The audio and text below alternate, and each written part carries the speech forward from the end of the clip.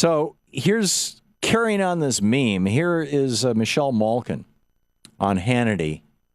And I mean, this is the basic Republican message. And I'll let her share it and then give you my thoughts on it. We're not afraid of you either, Maxine Waters. But this is a woman who's joined hands with people who would rather see black Americans dependent and collecting food stamps and more unemployment benefits. I mean, that's the jobs program of the Congressional Black Caucus, and that will be unveiled after Labor Day by President Obama. Right. Little dog whistle there, Michelle. It's not even a dog whistle. I mean, it's just right out there. First of all, how do you address the fact, and this is a conversation, actually, I brought this up last night in my debate with Jamie Weinstein and Daniel Halper.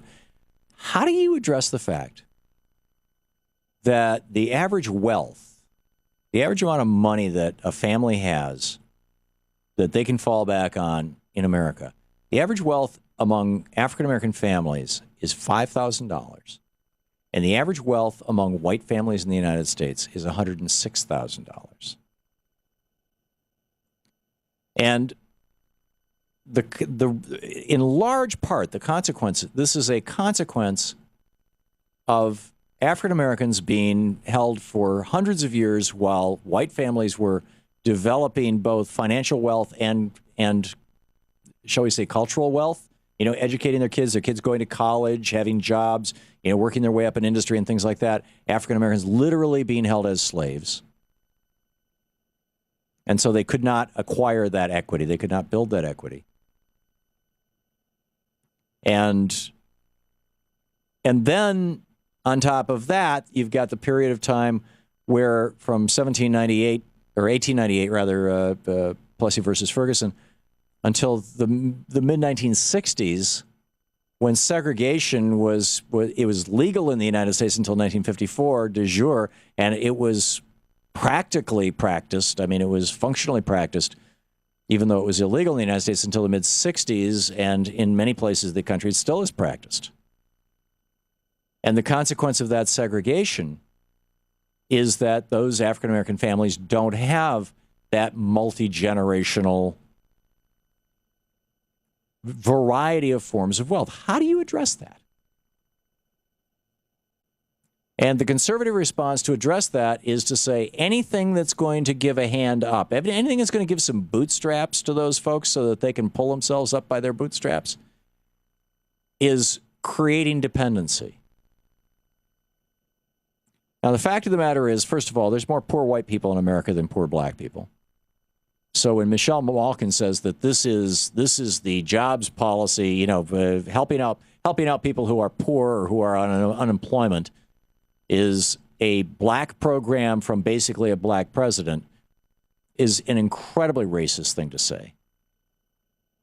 Because if you're going to have unemployment programs for people who are unemployed, and as a result of that have fallen into poverty, there's going to be more white people than black people benefiting from it.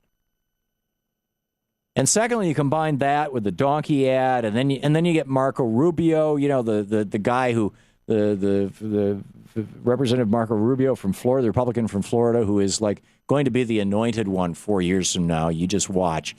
Here's what he had to say. Through a series of government programs, we'll take care of those in our society who are falling behind. That was a vision crafted in the 20th century by our leaders. And though it was well-intentioned, it was doomed to fail from the start because it forgot that the strength of our nation begins with its people and that these programs actually weakened us as a people. You see, almost and forever, it was institutions in society that assumed the role of taking care of one another. If someone was sick in your family, you took care of them. If a neighbor met misfortune, you took care of them. You saved for your retirement and for your future because you had to. We took these things upon ourselves in our communities, in our families, in our home, in our churches, in our synagogues. But all that changed when the government began to assume those responsibilities. All of a sudden, for an increasing number of people in our nation, it was no longer necessary to worry about saving for security because that was the government's job. For those who met misfortune, that wasn't our obligation to take care of them. That was the government's job.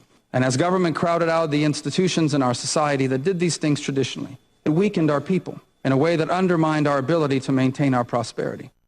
This is, you know, this guy's a kid. He has no recollection. It's not possible for him to recall the fact that people literally starved to death during the Great Depression, particularly elderly people. People died of hypothermia in the winter and of heat stroke in the summer, particularly elderly people.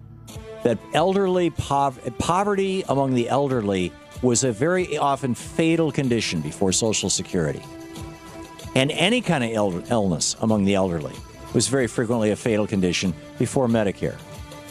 And somehow Marco Rubio thinks that we that used to always care for us, A, he doesn't realize that it didn't always work that well. And B, what's this thing about the government not being we?